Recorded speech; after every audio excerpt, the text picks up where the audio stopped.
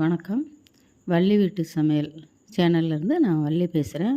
உங்களுக்கு இன்றைக்கி என்ன சொல்லி தரப்போகிறேன்னா, நாட்டுக்கோழி குழம்பு எப்படி வைக்கிறதுன்னு சொல்லி தரப்போகிறேன். நான் எப்படி செய்கிறேன்னு நீங்கள் கவனமாக பார்த்து அதே மாதிரி செய்யுங்க. 1 கிலோ நாட்டுக்கோழி கறி வாங்கி வச்சுக்கோங்க. நல்லா கட் பண்ணி அலசி வச்சுக்கோங்க.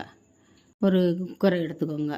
அதில் 200 கிராம் நான் யூஸ் பண்ணுறது சன்ஃப்ளவர் ஆயில் யூஸ் பண்ணுறேன். நீங்கள் உங்கள் வீட்டில் என்ன எண்ணெய் யூஸ் பண்ணுறீங்களோ அதை ஊற்றிக்கோங்க. 1/4 கிலோ சின்ன வெங்காயம், அதில் 2 கருவேப்பிலை கொத்து போட்டு நல்லா வதக்கிக்கோங்க. வந்த உடனே கறி அலசி அதில் போடுங்க. போட்டு நல்லா கறியை நல்லா கிளறி விட்டு அதில் உப்பு போடுங்க. உப்பு ஒரு 3 ஸ்பூன் அளவு போட்டுக்கோங்க. கல்லுப்பு போடுங்க. போட்டு நல்லா கிளறி விட்டுட்டு நல்லா அந்த தண்ணி சத்து வத்துற வரையிலும் நல்லா கிளறி விட்டுட்டு 6 ஸ்பூன் மசாலாத்தூள், வீட்டு மசாலாத்தூள் இல்லை அப்படின்னா கடையில் கூட மசாலாத்தூள் வாங்கி போட்டுக்கோங்க. போட்டு நல்லா கிளறி விடுங்க. நல்லா அந்த ஒன்று போல் வரணும், கிளறி வரணும். மசாலா கறி எல்லாம் ஒன்று போல் வரணும். ஜார் எடுத்து வச்சுக்கோங்க.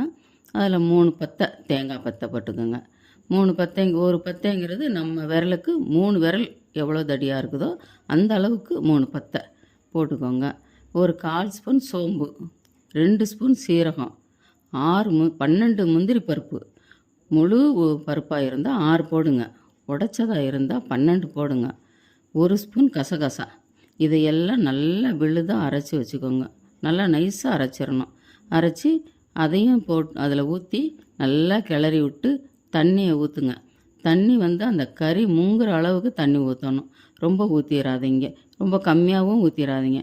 கறி முங்குற அளவுக்கு ஊற்றிட்டு அப்படியே குக்கரில் போட்டு மூடி வச்சுட்டு ஒரு 5 விசில் வைங்க. வச்சுட்டு இறக்கி வச்சுருங்க. இறக்கி வச்சு அந்த தம் அடங்கினதுக்கு அப்புறமா கொஞ்சம் நேரம் கழித்து நீங்கள் அதை திறந்து பார்த்தீங்கன்னா ஓரளவு கொஞ்சம் கொல கொலப்பாக வரும்.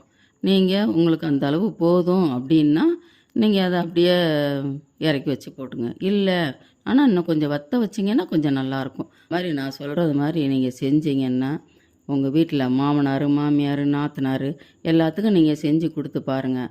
அவங்க உங்களை ரொம்ப பாராட்டுவாங்க. உங்களுக்கு ரொம்ப சந்தோஷமாகவும் இருக்கும். அது மட்டும் இல்லைங்க, அடுத்து எப்போம்மா செய்வேன்னு கேட்பாங்க. உங்களுக்கு அது ரொம்ப சந்தோஷமாக இருக்கும். இந்த மாதிரி செஞ்சு பாருங்கள். நான் ஒவ்வொரு வீடியோலையும் உங்களுக்கு தெளிவாக சொல்லித்தரேன், ஈஸியாக சொல்லித்தரேன், சுவையாக செஞ்சு காமிக்கிறேன். நீங்கள் அதை பார்த்து பயனடைஞ்சுக்கங்க. குழம்பு உங்களுக்கு பிடிச்சிருக்கு அப்படின்னா கமெண்ட் பண்ணுங்கள். நம்ம சேனலை ஃபாலோ பண்ணுங்கள். நன்றி.